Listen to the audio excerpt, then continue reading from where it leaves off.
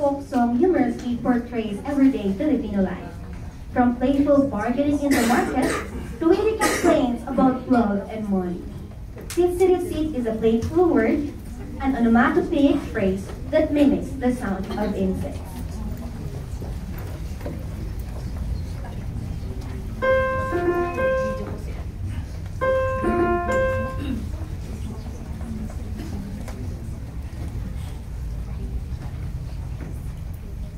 Sit, sit, sit, alibambang, sit, sit, sit, sa lagubang, sit, sit, sit, sit, sit, alibambang, sa laginto, sa lagubang, sit, alibambang.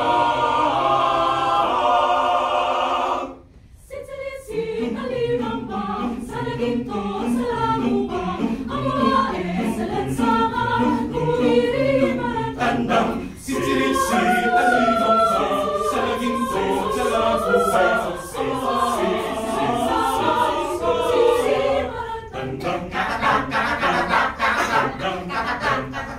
sa Domingo, sa Pandatan, Josepo, sa Tindahan, kung ayaw nyo makaupan, ubusin ka ng langgam. Ano ba naman ito, mga langgam?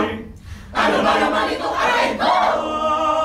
Mama, namamangka, basta kainin ka rin bata, pagdating sa Maynila, ibabalik sa Manila.